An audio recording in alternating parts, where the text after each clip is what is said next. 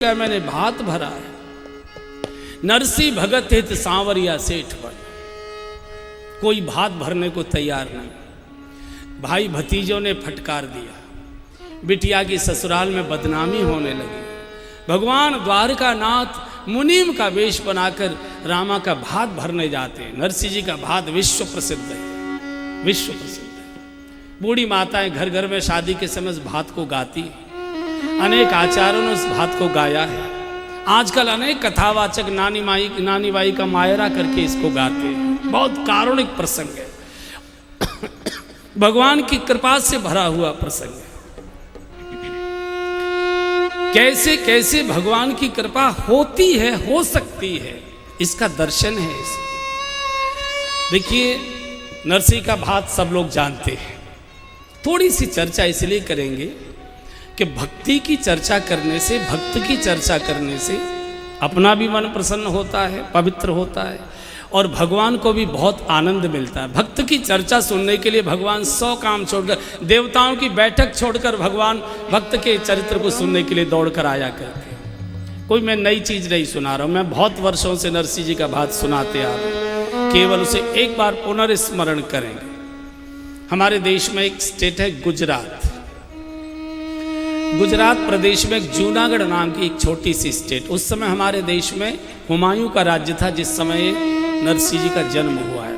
हुमायूं राज्य था, लेकिन हुमायूं के राज्य में ये जो स्टेट थी जूनागढ़ की, ये राव मंडली के अधीन थी। वो वहाँ के छोटे से राजा थे। एक अच्छे संपन्न मेहता परिवार में नरसिंह जी का जन्म हुआ। इनके एक बड़े भाई थे, ये उनसे छोटे थे। पिता माता के दुर्भाग्य से इनके जन्म के बाद मृत्यु हो गई। दादी ने इनका लालन पालन किया। नरसिंह जी शरीर से भी कमजोर थे, बुद्धि से भी कमजोर थे, पढ़ लिख नहीं पाए। ऐसे ही बड़े भाई शरीर से भी हष्टपुष्ट थे, बुद्धि से भी प्रखर थे, तो जूनागढ़ के कोतवाल हो गए। अच्छी नौकरी, घोड़े आदि उनको मिले सरकार की ओर से, राज्य की ओर से। अब दादी ने सोचा कि बालक है, इसको तो कुछ पढ़ा लिखा नहीं, शरीर से भी कमजोर, बुद्धि भी इसकी कमजोर, कौन पूछेगा मेरे बात, तो इसको कोई पूछेगा नहीं। संपत्ति के लोभ में इस बालक को घर से निकाल देंगे। तो छोटेपन में दादी ने नरसिंह जी की भी शादी कर दी, विवाह हो गया। नरसिंह जी को और तो कुछ आता नहीं था, तो भाई के जो घोड़े पले हुए थे उनको घास खोद कर लाना, घोड़े को खिलाना नहलाना, उनकी सफाई सुथराई करना, और जो भी रूखा सूखा भैया भाभी जो कुछ भी दे देते थे, प्रभु का प्रसाद मानकर उसको स्वीकार कर। कुछ समय में नरसिंह जी को एक बेटी पैदा हुई, इसका नाम रामा रखा गया। बहुत लाड प्यार से बिटिया पाली गई। संपन्न परिवार, तो संपन्न परिवार के बालक तो वैसे ही फूल जैसे खिले हुए होते हैं। बहुत लाड प्यार से पली हुई बेटी। उस समय छोटी उम्र में शादी हुआ करती थी। संपन्न परिवार था, सामूहिक परिवार था, दोनों भाई एक साथ रहते थे। तो दादी ने कहा बड़े को कि छोटे इसकी बिटिया की शादी कर दो, तो ये भी मुक्त हो जाएगा। तो उस समय एक पास में सिरसागढ़ नाम का एक बड़ा संपन्न नगर, वहाँ के एक मेहता परिवार में रामा की बड़ी धूमधाम से, बहुत दान दहेज के साथ राजाओं जैसी शादी रामा की हो गई। नरसिंह जी को एक बेटा भी पैदा हुआ। जिस समय रामा की शादी हुई थी, उस समय ये बेटा 13 वर्ष का था। नरसिंह जी का शादी होकर चला गया। कुछ समय के बाद नरसिंह जी की पत्नी की दुर्भाग्य से मृत्यु हो गई, और इकलौते बेटे की भी मृत्यु हो गई। नरसिंह जी फिर इस दुनिया में अकेले रहे। इधर भैया भाभी की फटकार, इधर दिन भर घर का काम, फिर कोई मन के बात करने वाला नहीं, किसके साथ बैठे, किसके साथ बात करें। पत्नी थी तो बातचीत, बेटा था तो उसके साथ थोड़ी देर बैठ जाते थे। उसका चेहरा देखकर ही उनको लगता था कि मेरा कोई इस दुनिया में है। बेटा भी चला गया, पत्नी भी चली गई। नरसिंह जी बहुत अनमने रहने लगे। क्या करें, मन नहीं लगता। तो वहाँ एक संतों का आश्रम था, जिसमें अंधे सूरदास साधु रहते थे। वो कीर्तन करते थे, तो नरसिंह जी कीर्तन सुनने के लिए वहाँ चले जाते थे। नित्य का नियम हो गया, घोड़ों की सेवा करके चले जाएं, भोजन के समय आ जाएं। भैया भाभी की निगाह थोड़ी संपत्ति पर बिगड़ गई। सोचा कि इसको पूरा बांट देना पड़ेगा, आधा आधा बांट होगा तो, और इसको ये तो सब साधु बाबाओं में बांट देगा, तो इसको क्या करें। तो षड्यंत्र किया, इसको धक्के मार के किसी न किसी बहाने घर से बेदखल करो, निकालो। ये दोनों भैया भाभी तय करके बैठे थे। संकीर्तन से लौटकर जब नरसिंह जी आए तो कहा भाभी जी बहुत जोर की प्यास लगी है, एक गिलास जल मिल जाए। भैया भाभी तो क्रोध में प्रतीक्षा कर ही रहे थे, एकदम टूट पड़ा। जब भूख लगती है हमारी छाती पर आकर चढ़ता है, काम का समय होता है, बाबाओं के यहाँ जाकर गप्पा मारता है, निकल यहाँ से। और 2-3 ठोकरें मारी, हवेली से बाहर निकाल दे, बोलो खबरदार कभी हवेली की ओर मुंह किया। और बंधु और बहनों, जब जगत ठोकर मारता है तो फिर जगत पिता ही याद आया करता है भक्त। जब संसार ठुकराता है तो राधा रानी के गोद और चरण याद आते हैं। दरबार में राधा रानी के दुख दर्द मिटाए जाते हैं, दुनिया के सताए लोग जहां गोदी में बिठाए जाते हैं। विभीषण को भी जब भरी सभा में रावण ने लात मारी थी तो विभीषण को भी भगवान के श्री चरण दिखाई देने लगे थे। राम सत्य संकल्प प्रभु सभा काल वर्ष तोर रावण, मैं रघुवीर शरण अब जाऊं देऊं जनिको। घटना क्या होती है बहुत महत्व की बात नहीं है, घटना मनुष्य को कहाँ लेकर गई है ये महत्व की बात है। वही अगर विभीषण विद्रोह पर खड़े हो गए होते तो रावण मार देता। चुपचाप सिर झुकाकर रावण के दरबार से निकल गए, भगवान के श्री चरणों में चले गए, प्रभु प्राप्ति हुई और राज्य की भी प्राप्ति हुई। यही नरसिंह जी सारी गली में शोर करते, सारे मोहल्ले रिश्तेदारों को बुलाते, देखिए मुझे ये संपत्ति के बेदखल के चक्कर में मार मार के निकाल रहे हैं, आप मेरे साथ न्याय कराइए। हो सकता है कि भाई के साथ द्रोह होता, परिवार की नाक कटती, अशांति का जीवन जीना पड़ता, संपत्ति मिलती कि नहीं मिलती ये भी कोई भरोसा नहीं। चुपचाप 2 ठोकर खाई और सीधा भगवान की ओर चल दिए। अब इस संसार की ओर नहीं, अब ईश्वर के ही पास जाए। शास्त्र में शंकर जी को ईश्वर कहा गया है। जूनागढ़ के बाहर एक पुराना सा टूटा शिवालय था, वहां जाकर नरसिंह जी पड़ गए। आप भी नंग धड़ंग, मैं भी नंग धड़ंग, आपके भी पास कुछ नहीं, मेरे भी पास कुछ नहीं, हमारी आपकी दोनों की बहुत अच्छी जोड़ी बनेगी। मैं तो आपकी शरण में आ गया। भूखे प्यासे नरसिंह जी, एक दिन बीता, दूसरा दिन बीता, तीसरा दिन बीता, शिव के द्वार पर पड़े पड़े भूखे प्यासे। पार्वती जी ने भगवान शिव को कहा, भगवान एक गांव के गरीब के द्वार पर भी कोई अपरिचित व्यक्ति आकर बैठ जाता है, वो गांव का गरीब भी उसकी कुशलक्षेम पूछता है, भैया कहाँ से आए हो, जल पियोगे, भोजन करोगे, रात को ठहरोगे। इस भारत की परंपरा है कि कोई अपरिचित अतिथि के रूप में आता है तो वो परिवार अपनी जैसी भी उसकी स्थिति हैसियत है उसके अनुसार उसकी चिंता सेवा करता है। आप जगत के पिता बनते हो प्रभु, हैं? आप सर्व समर्थ हो। एक बूढ़ा व्यक्ति आपके द्वार पर 3 दिन से भूखा प्यासा पड़ा रो रहा है और आपका हृदय द्रवित नहीं हुआ और आप कहते मैं करुणा का अवतार हूं, कर्पूर गौरम करुणावतारम। ये कैसी करुणा है? हमारे द्वार पर 3 दिन से एक बूढ़ा व्यक्ति पड़ा रो रहा है भूखा प्यासा और आपने उसकी खबर सुध नहीं ली है। एक बार पूछो तो सही क्या चाहता है, कम से कम कुछ तो उसकी व्यवस्था करो। जब पार्वती जी ने शंकर जी को कहा तो शंकर जी तो चाहते थे, क्योंकि पार्वती जी भक्ति की प्रतीक है, जब भक्ति कृपा करती है तब भगवान की कृपा हुआ करती है। शिव प्रकट हो गए, शिव प्रकट हो गए। नरसिंह जी खड़े हो जाइए। खड़े होने के तो सामर्थ्य नहीं, प्रभु आप सहारा दोगे तब बैठ सकता हूं चरणों में, खड़ा तो मैं हो ही नहीं पाऊंगा। इस जगत ने मुझे खड़ा होने लायक छोड़ा ही नहीं।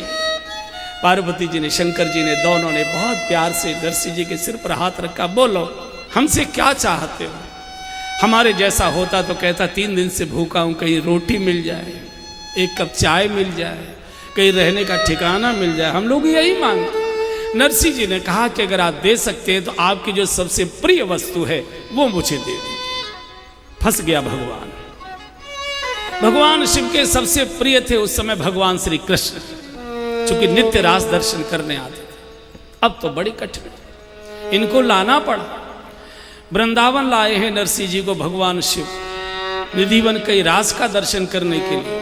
वहां किसी पुरुष का प्रवेश नहीं है, तो गोपेश्वर महादेव की जगह पर भगवान शिव भी गोपी वेश बनाते, नरसिंह जी को भी सखी वेश में रास में प्रवेश कराया है। तो रास में इनको सेवा दी गई मशाल की। शंकर जी ने कहा कि ये मशाल हाथ में लेकर तुम भगवान का भी दर्शन करते रहना, रास का भी दर्शन करते रहना, मशाल जलाते रहना। और जब रास प्रारंभ हुआ, नरसिंह जी तो रास के दर्शन में प्रभु के रूप सौंदर्य में इतना डूब गए कि कि मशाल जलते जलते खत्म होने लगी, इनका हाथ जलने लगा और ये खड़े खड़े पागलों की तरह रास में डूबे हुए। राधा रानी ने कहा, प्रभु ये कौन खड़ा है जिसका हाथ जला जा रहा है, गंध आ रही है जलने की, देखिए ना कौन है भाव में। तब शंकर जी के साथ प्रभु गए हैं। भगवान ने दर्शन दिया और कहा कि अब आपको यहाँ से जाना पड़ेगा, यहाँ किसी मनुष्य का प्रवेश नहीं है। भगवान शिव की कृपा से आपको राज दर्शन हो गया।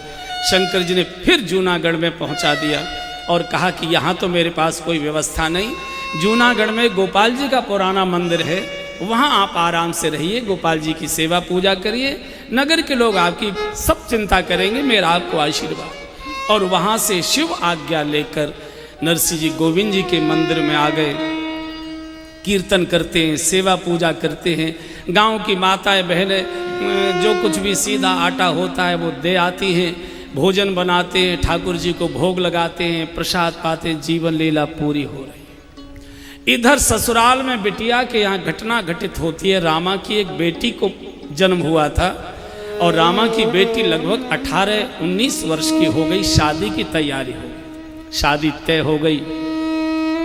10-15 दिन के बाद बारात आनी थी, तो रामा के ससुर मेहता जी ने अपने बेटे को कहा कि बेटा ये हमको मालूम है कि तुम्हारा बाप आजकल भिखारी है, किसी मंदिर में रहता है, भीख मांग कर खाता है, उसके पास अपना कुछ भी तो नहीं है, तो इसलिए भात की पत्रिका भेजें कि न भेजें हम असमंजस में हैं, भेजें तो कुछ आने वाला नहीं है और न भेजें तो वो उल्हाना देगा कि आपने मेरे पास पत्र क्यों नहीं भेजा, मेरी इकलौती बिटिया, मैं पत्र पुष्प अपनी हैसियत के अनुसार कुछ तो लेकर आता, कम से कम उस मंगल उत्सव से आपने मुझे वंचित क्यों कर दिया, मैं उसमें सम्मिलित होता, अपनी बिटिया को आशीर्वाद देता, और कुछ मेरे पास नहीं था, मैं अपनी बेटी को हृदय से लगाकर एक बार उसका मुख देख लेता। 22 वर्ष हो गए मैंने अपनी बेटी का मुंह नहीं देखा है, तो शायद तुम्हारा ससुर उल्हाना न दे, इसलिए हम पत्र भेजना चाहते हैं। बेटे ने कहा बाबूजी क्या करोगे, भूखा प्यासा नाई यहाँ से जाएगा और जब वहाँ उसको देख कर आएगा तो सारे गांव में हमारी बदनामी कराएगा, इतने बड़े कुंवर साहब भिखारी के घर में ब्याहे हैं, हमारे घर में किस बात की कमी है, जो भी नातेदार रिश्तेदार गांव के लोगों को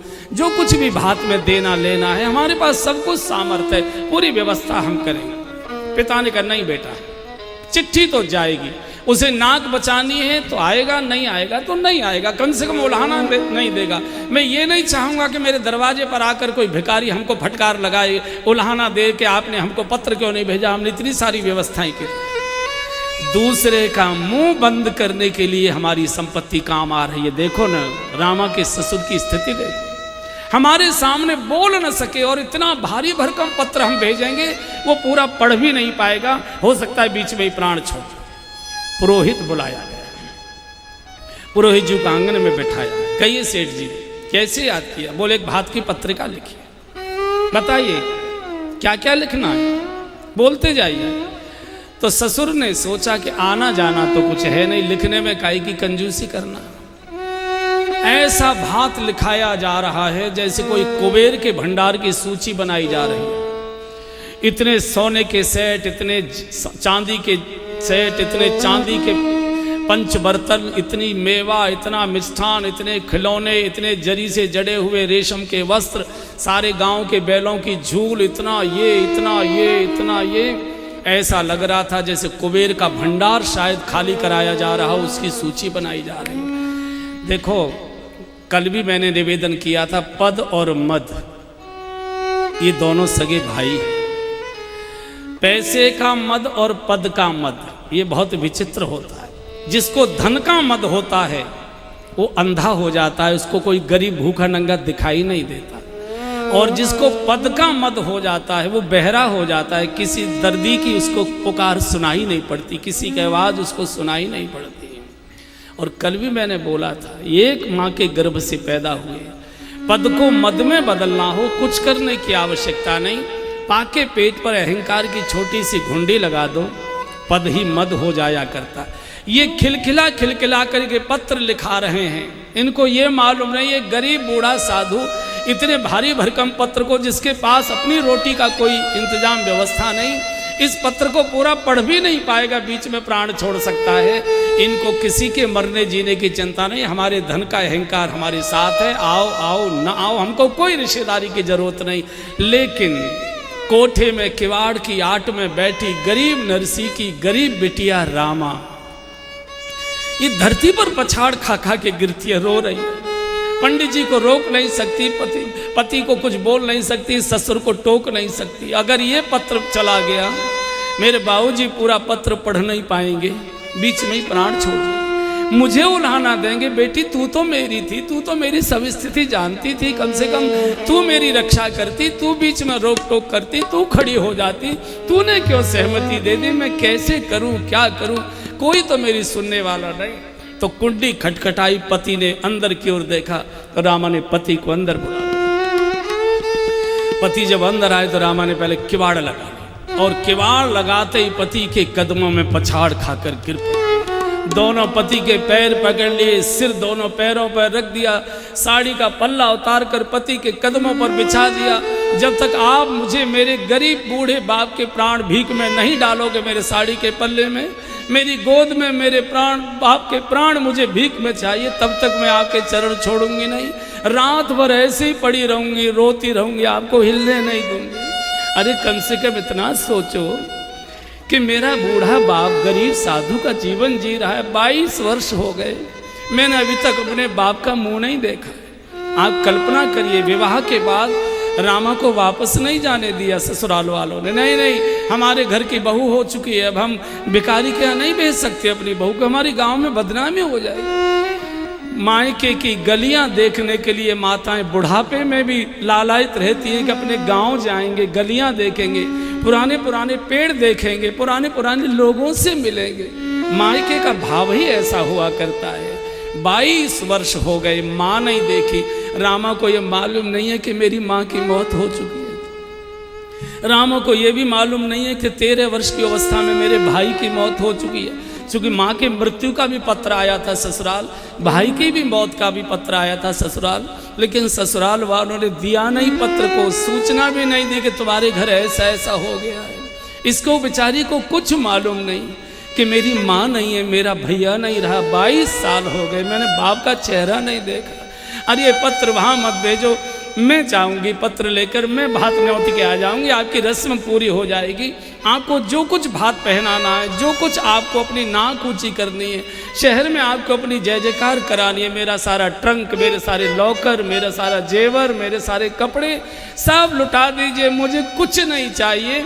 मैं तुम्हारे घर में बर्तन मलकर, नौकरानी बनकर, मेहरी बनकर जीवन काट दूंगी, लेकिन ये पत्र मत भेजो, मेरा बाप पढ़ नहीं पाएगा, प्राण छोड़ देगा। कम से कम मेरे मायके के दीपक को बचा रहने दो, जिसके आधार पर मैं कभी कभी मायके में जाने की इच्छा कर सकूं। बिना बाप के मायके में कौन बुलाता है हमको? माँ होती है तो बुला लेती है, बाप होता है तो बुलाता है, भैया भाभी का तो कोई भरोसा नहीं, बुलाए कि न बुलाए। मेरा बाप कम से कम जिंदा। बेटी बाप के लिए बहुत रोया करती है। ससुराल में बैठी बेटी हमेशा पिता की चिंता करती है, मेरे पिता स्वस्थ रहे, मेरे पिता प्रसन्न रहे। उसका कारण मायका बाप के कारण होता है। शब्द तो मायका है, लेकिन मायका माँ के कारण नहीं माना जाता, मायका बाप के कारण से माना जाता। जब तक बेटी का पिता जिंदा रहता है, तब तक बेटी सीना तान कर अधिकार पूर्वक मायके में आ सकती है, जा सकती है, कोई रोक टोक करने का साहस नहीं करता।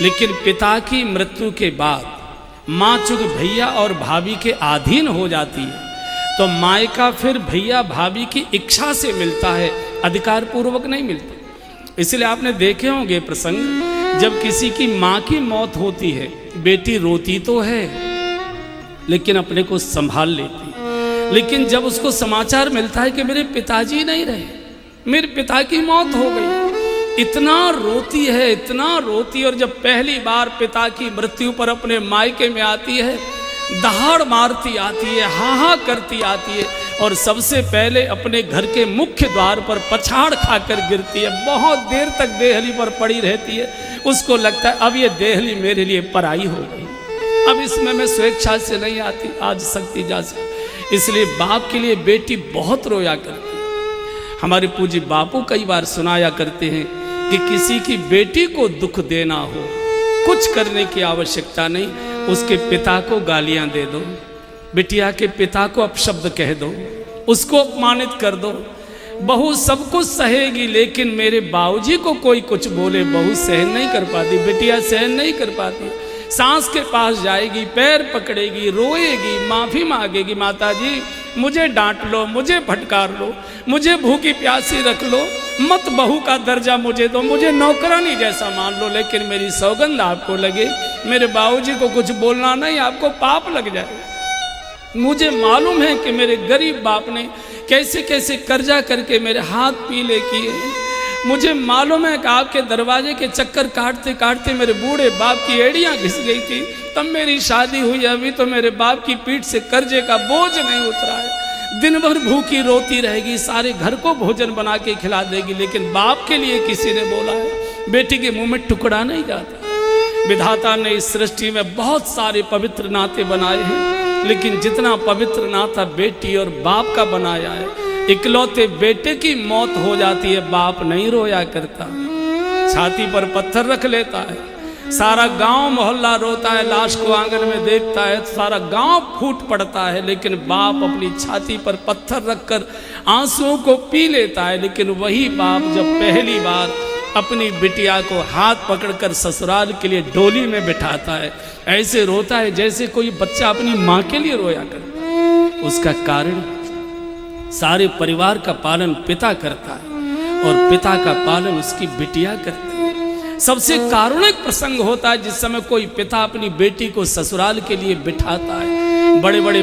पद वाले, बड़े बड़े पैसे वाले, बड़े बड़े गंभीर स्वभाव वाले, जो कभी खुलकर हंसते भी नहीं है, बड़े बड़े पदों पर जो बैठे हुए, वो भी जिस समय अपनी बेटी को पहली बार ससुराल के लिए डोली में बिठाते ऐसे हिलकी भर भर कर रोते। सुप्रीम कोर्ट का जज होगा, मिलिट्री का बड़ा अफसर होगा, जिसके चेहरे पर कभी मुस्कान भी नहीं आती है, वो भी जब बेटी को अपनी डोली में बिठाता है फूट पड़ता है। जब बेटी छाती से लगकर बाप से रोती है, उसी बिटिया की साड़ी के पल्ले में मुंह छुपाकर वो बाप कैसे रोता है। और जिस समय बाप रोता है, घर की एक एक ईंट रोने लगती है, पक्षी रोने लगते हैं, वृक्ष के पत्ते रोने लगते हैं। आज हमारी लाडली जा रही है, आज हमारी बिटिया जा रही है, आज हमारे घर की रोशनी जा रही है, आज हमारे घर का खिलौना जा रहा है।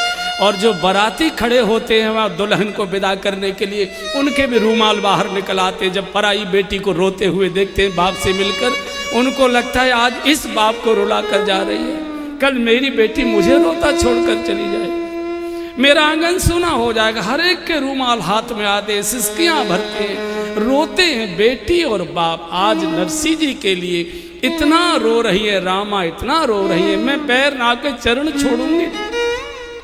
एक बार अपने मुख से कह दो कि बस मैंने तेरे पिताजी के प्राण भीख में दे दिए रामा, इतना बोल दीजिए बस मैं आपके चरण छोड़ दूंगी। कम से कम मेरे मायके के दीपक को मत बुझाइए, इतनी कृपा कर दो, मैं चली जाऊंगी, मैं जाकर भात नौत कराऊंगा, आप किसी को मत भेजो, गांव में किसी को पता नहीं लगेगा, मैं जाऊंगी। यहां से पत्र चला,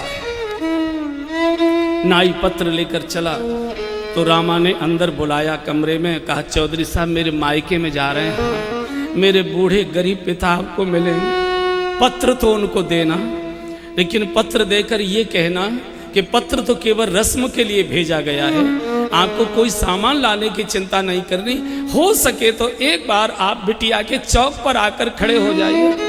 बेटी ने बहुत लालसा से कहा है कि एक बार मैं छाती से पिता की लगकर रोना चाहती हूँ, इन आंखों से मैं अपने बूढ़े बाप को देखना चाहती हूँ, मेरे बाबूजी कैसे लगते होंगे, 22 साल से मैंने अपने बाप को देखा नहीं, बस आपको बेटी ने याद किया, एक बार उसको आशीर्वाद देने के लिए उसके चौक पर खड़े हो जाइए, बस बिटिया की इतनी इच्छा है, मेरी ओर से मेरे बाबूजी को कहना।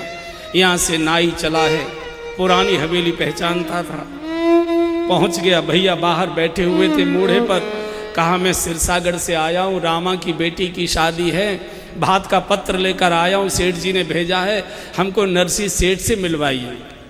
भैया ने भटकार दिया, यहाँ कोई नरसी वर्सी नहीं रहता, निकल यहाँ से। गली में आगे कोई बताने को तैयार नहीं, नाई कभी इधर जाता है, कभी इधर जाता है, कभी भगवान द्वारकानाथ एक बूढ़े ब्राह्मण का वेश बनाकर गली में आगे, भैया लगता है किसी पराए गांव से आए हो, इस गांव के नहीं हो, अनजान दिखाई देते हो, किनसे मिलना चाहते हो?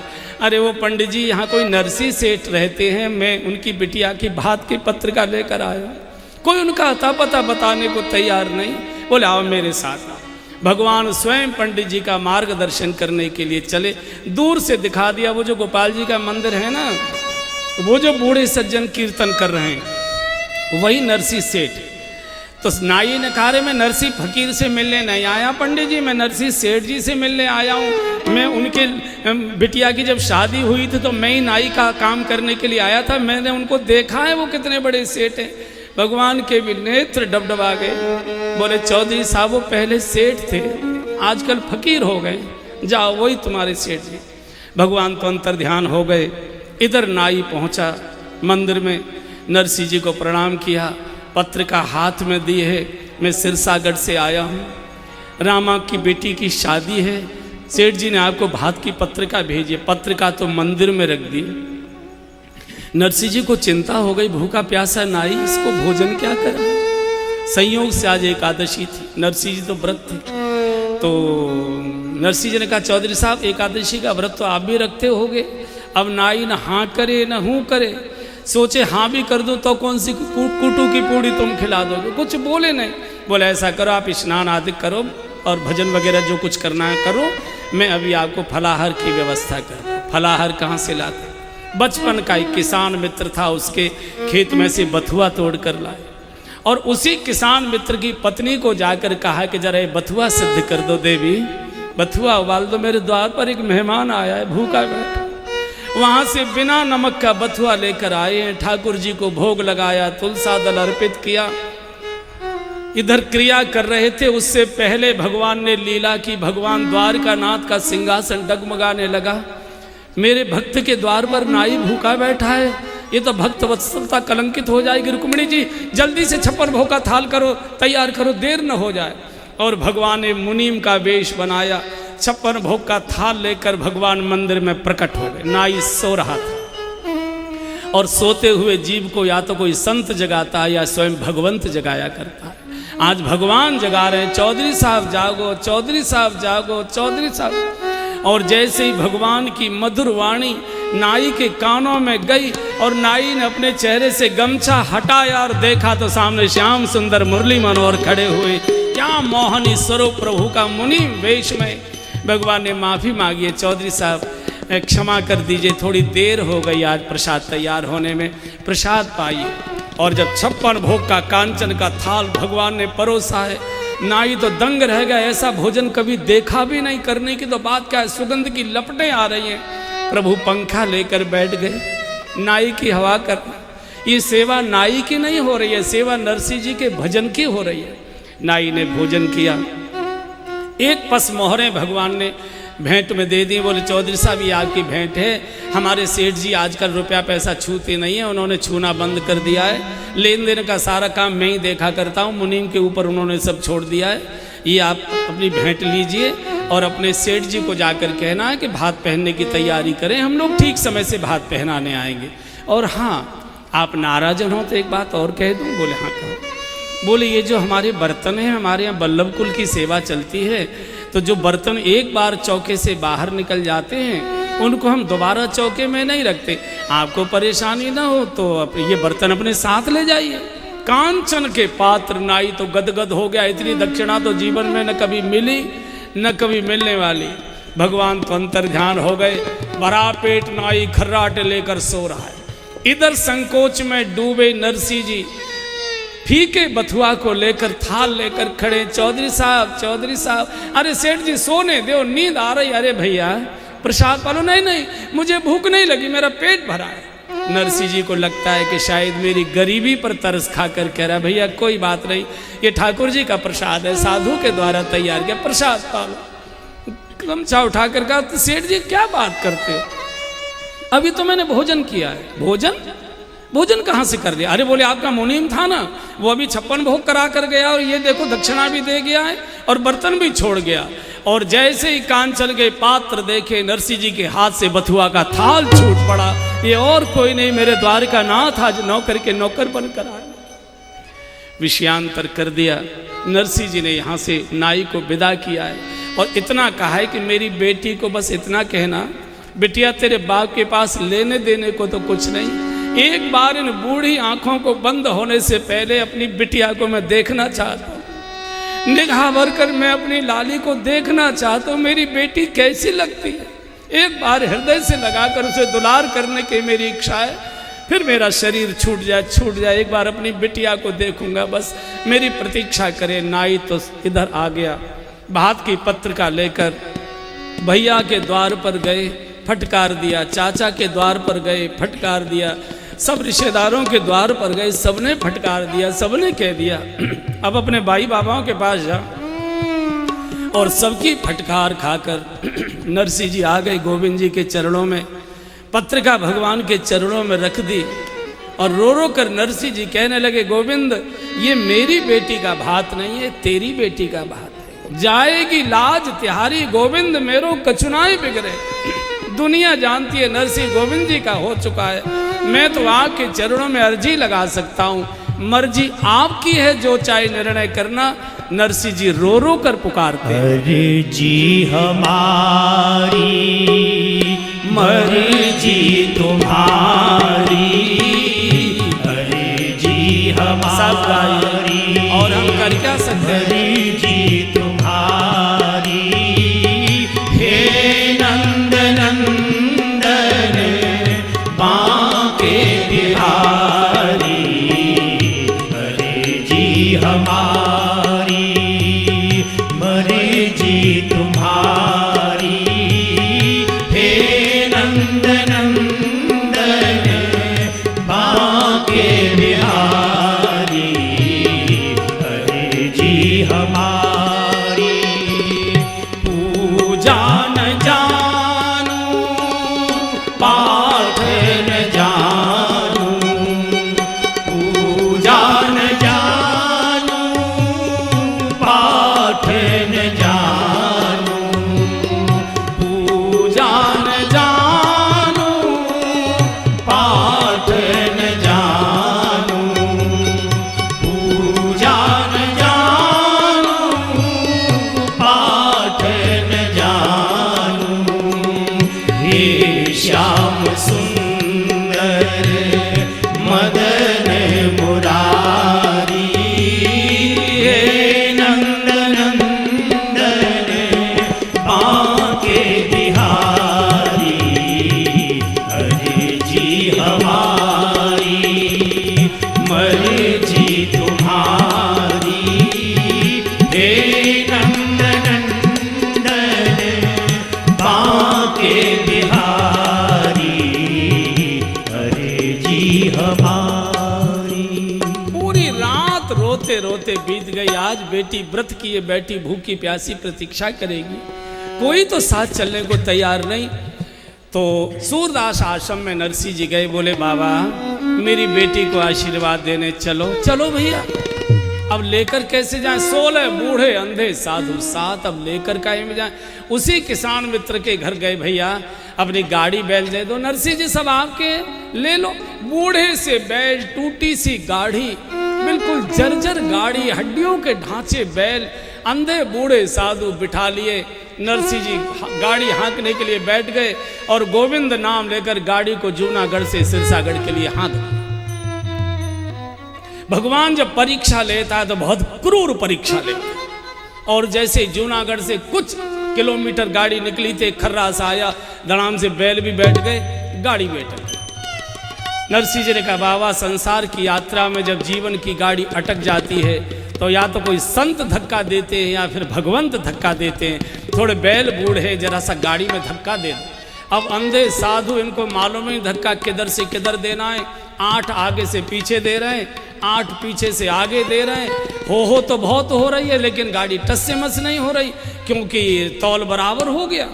नरसिंह जी ने देखा इतनी ताकत लगाने के बाद भी गाड़ी हिल नहीं रही, तो आगे बढ़कर देखा तो गाड़ी कैसे सरके, गाड़ी का तो धुरा टूटा पड़ा है। और जैसे ही गाड़ी का धुरा टूटा देखा, नरसिंह जी तो धरती पर पछाड़ खाकर गिर पड़े। गोविंद, इस बुढ़ापे में इतनी कठोर परीक्षा मत लो। जगत तो अटका था, अटकी को तो गोविंद तुम ही निकाला करते हो। अगर आज सायंकाल तक बेटी के यहाँ नहीं पहुंचा, बेटी प्राण छोड़ देगी। और इतना रोए नरसिंह, इतना रोए। उतने में भगवान द्वारकानाथ एक बढ़ई का वेश बनाकर बसूला, हथौड़ी, आरी, छैनी लेकर सामने से आ रहे हैं। बाबा कुछ परेशान दिखाई दे तो बोले भैया बात मत करो, मेरे ऊपर जो परेशानी आई है मेरे दुश्मन पर भी कभी जीवन में ना आए। बेटी के यहाँ जाना था, हमारी गाड़ी टूट गई, अंधे बूढ़े साधु मेरे साथ है। बेटा तू काम क्या करता है? बाबा मैं तो बढ़ईगिरी का मिस्त्री हूँ, अपना काम मजदूरी करके आज लौट रहा था घर को। अरे बेटा इतना कृपा कर दे, लगता है कि भगवान आज तेरे रूप में आ गए, हमारी थोड़ी गाड़ी ठीक कर दे। भगवान को क्या करना था? भ्रकुटी विलास सृष्टि लय हुई, प्रभु ने ठुक ठुक करने का नाटक किया। बोले लो बाबा गाड़ी आपकी ठीक हो। हाँ बेटा बहुत अच्छा किया, ऐसा कर जरा मेरे बूढ़े बैल हैं ये खड़े नहीं हो पा रहे, कम जरा थोड़ा सहारा लगा के हमारे बैल खड़े कर दो। और जैसे ही कहा बैल खड़े करो, और भगवान ने बूढ़े बैलों के कान में ऐसी फूंक मारी कि बूढ़े बैल जवान हो गए, पूंछ उठाकर खड़े हो गए, कान खड़े, उड़ान भरने की तैयारी। नरसिंह जी ने कहा बेटा तू तो बड़ा गुणी मालूम पड़ता है, तुझे ये भी काम आता है? बोले बाबा गृहस्थी चलाने के लिए बहुत काम सीखने पड़े। अरे भैया अब तो बड़ी मुश्किल हो गई, हम तो बूढ़े ही बैल नहीं चला पा रहे थे, अभी तूने जवान कर दिए तो कैसे हम हाँकेंगे? अच्छा तू बता तू कहाँ तक जाएगा? बोले जाना तो मुझे इधर ही है, इधर ही मेरा गांव है तो इधर ही जाऊंगा मैं। बोले भैया ऐसा कर, एक बात बता तुझे गाड़ी हाँकनी भी आती है कि नहीं? और जैसे ही नरसिंह जी ने कहा कि तुझे गाड़ी हाँकनी आती है कि नहीं, भगवान को कुरुक्षेत्र का मैदान याद आने लगा। भगवान ने कहा बाबा बहुत वर्ष पहले एक राजा के लड़के का रथ हाँका करता था, बहुत दिन हो गए, चलो अभ्यास बना रहना चाहिए, कब किसकी गाड़ी हाँकनी पड़ जाए, आओ देखता हूँ। और भगवान ने बैलों की डोर हाथ में ले ली, और जिसके जीवन की डोर द्वारकानाथ अपने हाथ में ले ले उसके जीवन की गाड़ी तो उड़ती जाएगी, कौन रोक पाएगा? गाड़ी उड़ी चली जा रही है, सामने गांव दिखाई दिया। भगवान ने कहा बाबा मेरा तो गांव आ रहा है, बात बात में रास्ता इतना कट गया, मैं तो यहाँ उतर जाऊंगा, पर मेरी मजदूरी तो दो। मजदूरी? भैया हम कहाँ से दे दें मजदूरी, हम तो साधु हैं, हम तो आशीर्वाद दे देंगे। अरे बाबा आशीर्वाद से का बच्चा पल जाएंगे? तुम तो कहीं भी मधुकरी कर लोगे, भिक्षाटन कर लोगे, मैं बच्चों को क्या जवाब दूंगा? या तो गाड़ी पैसे दो, नहीं गाड़ी बैल छोड़ो। नरसिंह का यार इतना क्यों अटका रहा है? बोले मेरा नाम छलिया है, मैं अटकाता भी हूँ निकालता भी, पैसे दो। अरे भाई तुझे संतों पर तरस नहीं आ रहा? बोले मैं परिवार कैसे चलाऊं, तरस खाऊंगा तो बच्चों का क्या करूंगा, मजदूरी दो। और जब नरसिंह जी को लगा कि तो मानेगा नहीं, तो नरसिंह जी ने पूछा कि अच्छा मजदूरी में रुपया पैसा ही लेते हो कि कुछ और भी चलता है तुम्हारे यहाँ? भगवान ने कहा और क्या है तुम्हारे पास देने को? नरसिंह जी ने कहा अगर तुमको हम एक बढ़िया सा भजन सुना दें तो?